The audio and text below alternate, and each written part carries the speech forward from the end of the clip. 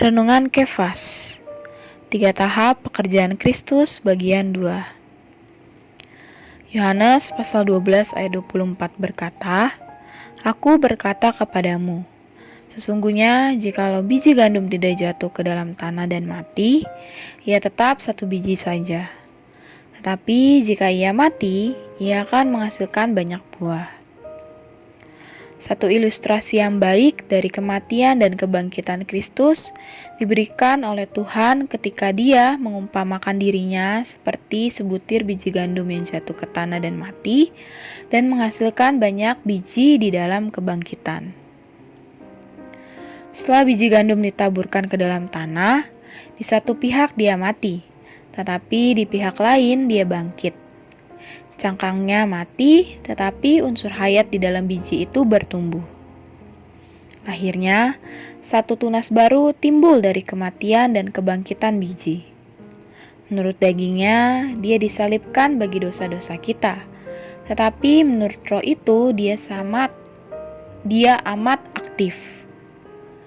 Kebangkitan bukanlah peristiwa yang tiba-tiba. Sebenarnya, ketika Kristus sedang mati dalam daging di atas salib, dia aktif, bergerak, dan penuh energi dengan hayat untuk bangkit. Yohanes pasal 4 ayat 14b memperlihatkan bahwa sasaran ekonomi kekal Allah adalah Yerusalem baru. Sebaliknya, air yang akan kuberikan kepadanya akan menjadi mata air di dalam dirinya, yang terus-menerus memancar sampai kepada hidup yang kekal. Sang Bapa adalah pancaran air, sumber, terwujud dalam Putra sebagai mata air yang mengalir sebagai roh itu. Sang sungai sampai hidup yang kekal, frase sampai kepada hidup atau hayat yang kekal berarti ke dalam totalitas hayat kekal. Setiap umat manusia adalah totalitas hayat manusia.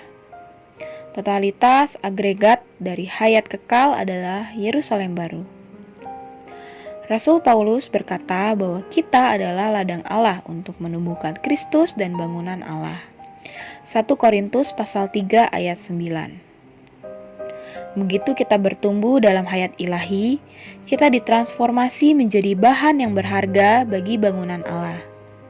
Emas, perak, dan batu-batu permata.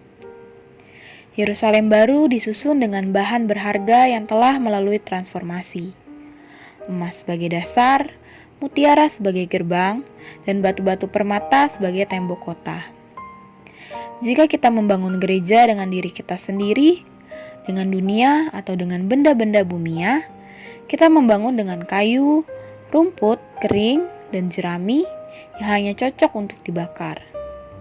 Tetapi jika kita membangun gereja dengan Allah Tritunggal, Sang Bapa sebagai emas, Sang Putra sebagai mutiara atau perak, dan Roh itu sebagai batu permata, pekerjaan pembangunan kita akan menjadi bagian dari Yerusalem baru. Dengan kata lain, pekerjaan kita akan sampai kepada hidup yang kekal. Yerusalem baru sebagai totalitas dari hayat kekal adalah sasaran Allah. Terang hari ini, yang pertama, apakah yang Kristus genapkan dalam tahap inklusinya? Yang kedua, apakah yang Kristus genapkan dalam tahap intensifikasinya?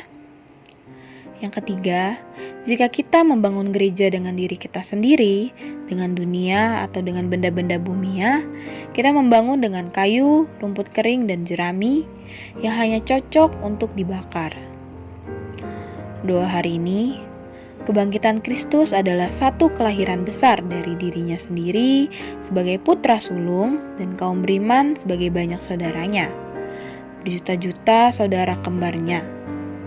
Ini adalah untuk menyusun rumah Allah, banyak keluarga Allah, dan penyusun tubuh Kristus sebagai kepenuhannya, ekspresi, dan perluasannya.